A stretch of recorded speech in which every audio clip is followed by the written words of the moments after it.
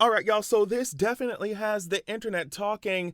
Keri Hilson recently did this interview where she went in depth about what happened with the whole Beyonce diss that came out in 2009. She said that there was a lot of pressure put on her to record that diss. Let's talk about what she said. Y'all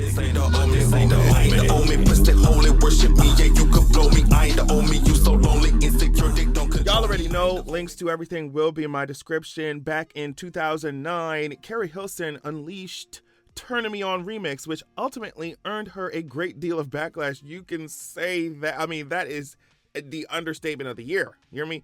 Upon the release, listeners immediately began to speculate that she was taking shots at her fellow artist Beyonce. According to her, however, she didn't even write the song. During a recent appearance on The Breakfast Club, the songstress opened up about the song, revealing that she wouldn't have released it if it were up to her. She said it's a regret, but not the way people think. That's a song I actually didn't write. Those are not my words. I was on tour. Polar to Dawn. Okay, she was signed to Polar and Timbaland under Interscope Records at this time. So she was signed to this guy. She was signed to Polar. Wanted me to do a remix to Turning Me On. He produced the record. Because I was on tour with Lil Wayne, I wasn't able to lay anything down. So Polar was on her for a couple weeks saying, like, we have to do a remix. We need to do a remix. So, and she said he had another writer in our camp at the time. He had her write this, she recalled. And of course, everybody's saying that's Esther Dean, the other writer. And I guess it was already on the credits. And here's Esther Dean, like, confirming it, like, yeah, I did write it. It was a hit. I co-wrote or whatever. So yeah, Keri Hilson said he played it for me. Meanwhile, I'm thinking I was coming in to write a remix to Turning Me On. She said she had lines ready to go because she was, ready to remix it, ready to do the verse. But she said once she came in and saw what they wanted her to sing, she was like, automatically, I was like, I'm not saying that. That was my position. I'm an athlete. I am competitive, but I'm not nasty. I'm a finesse player. I don't look at things like that. In the actual interview, she was saying that Polo and her, like she said, Polo and I disagreed, basically because he believed in the shock jock mentality, shocking people, and she didn't. She said that he liked to play dirty, and she didn't. And so she said she tried to fight him on it, right? But she said he was quite forceful with it, essentially involving others and threatening her career. She said, my album wasn't out yet. I was told it's not coming out if you don't do this. She said the mistake that she made was not continuing to fight, but she said, I was adamant that I didn't want to do that. I was super young. I felt I had no choice. So she said, I did record my own version, like I had my version, but the diss version, she said, leaked days after she recorded it, or quote unquote leaked, is what she said. Like she put a little quote fingers up. I guess like Polo, her boss promised her that the leak wouldn't happen. But of course it did, because like, why else would you get her to record it? Because you're going to put it out, like clearly. No shade, but like, so she said, I protected him. I protected the girl who wrote it. Like I said, Esther Dean she's on Instagram like, yeah, and I did. And she said, I had to eat that, is what Keri Hilson said. I had to eat that, and I'm still eating that. I'm eating that 16, 17 years later. I'm still protecting everyone involved. I've been eating that for years. Now, while Hilson says she's been able to forgive herself since the song came out, she still wishes she'd fought harder for what she thought was right. I've forgiven myself, she explained, but I'll never forget what that moment cost me. She said the whole time she was thinking, this can't be the only way to get successful. I've been doing okay already, essentially. Like, I was doing okay. And just because, like, this disc got a bunch of plays or popularity, it's not even my path, is what she said. And this part I found interesting, too, because she said the people, Timbaland, Polo, the people she was signed to, like, the people working on this stuff, like, they went to go work with Beyonce, went to go tour with Jay, went to go do all type of stuff. Meanwhile, she's sitting there getting dragged. It's ridiculous.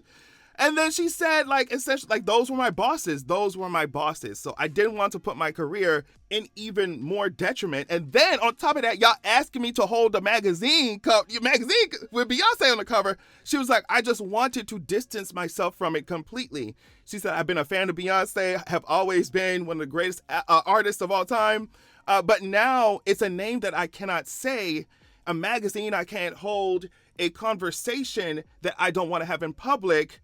because I don't want to make anyone angry or make things more weird than they already are. I just wanted it to go away. And so I just thought this was so interesting, especially given how hard, I was dragging.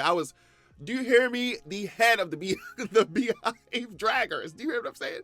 So I thought it was very interesting to revisit all of that, revisit our states of mind, my state of mind when I was a little younger, just dragging, right? And so clearly, just to line it up, to parallel it, clearly I'm a content creator, so clearly I've done and said things that I regret.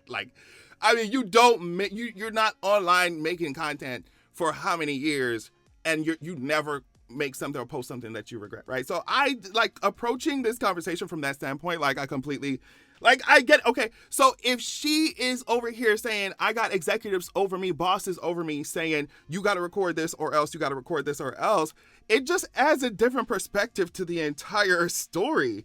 To me, it's also a lesson in how shady the music industry can be, because she was the public face of it, she got to suffer the consequences. Meanwhile, the architects of it went on to work with B, tour with people. Their careers did not take a hit as much as hers did, and I think it just shows how reckless and shady the music industry is, because they were willing to be reckless with your career as long as it wasn't theirs, as long as their faces weren't, as long as they weren't the ones with the face on the cover. You see what I'm saying? And now they get to slip through and work with all these people. Their careers, like I said before, aren't as affected as yours is. And then at the time, you're such a young artist, they don't care about doing experiments with your career, because if the blowback happens, you see what happened. All of that stuff blew back on you, and not the architects behind the scenes. I also think it speaks to the power dynamics of people in the music industry. You see what I'm saying? I've heard this kind of thing so many times before, where someone has someone's album, someone has someone's tour, someone has someone's, rights to their music, whatever, on lock. They're holding them hostage. And then so it's well, you better do this, you better do that or else. And it's just well, that's not what true art is. And I guess we're so far away from that with capitalism and all that. But that's not what real art is. Girl, if people were impressed with Keri Hilson and loved the way she sung and loved the way she wrote her songs and liked her music, liked her albums, that's all you needed to stand on. And what I'm saying is whether you like Beyonce or not, you see what I'm saying? I think that the focus should just be on what you serving us, And she said that's what she had in her mind, but these executives did not. And I use the term executives very loosely when I'm referring to Timbaland and Polo. No shade, you know what I mean? But the person who owns your contract, basically, making you do stuff. And so I just think as much as people want to continue dragging, just have our blinders on and continue dragging, I think that we should be having the big conversation we should be having is about the music industry and how some of these people with power in the industry use the smaller artists, young artists. You can look today, use these young up-and-coming artists to just do little experiments with their career, not actually investing in them. And if blowback comes, they just drop them and go on to the next project. It's a mess. And so I don't want to approach this with how do I say it? With, oh, y'all must worship Beyonce and because I'm so far past that. I didn't want to approach it from that point. I'm just Beyonce or not, I think if we're talking about careers, music careers, and trying to push these young, inexperienced artists, or at least she was inexperienced at the time, right? With specifically with the music industry and business, not as a musician. You see what I'm saying?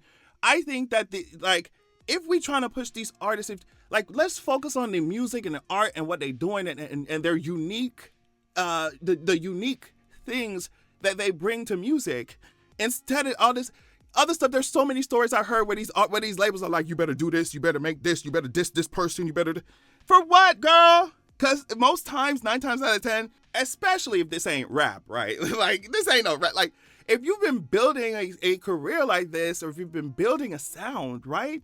Most times people are just going to be, they interested in hearing that. They just want to hear that. All this extra stuff that Polo, Timbaland, whoever was trying to get you to do, Esther Dean writing that stuff. People were cackling how Esther Dean wrote that and then went on to work with Beyonce on her, 4? I guess she did a bunch of stuff, but definitely on 4 the album.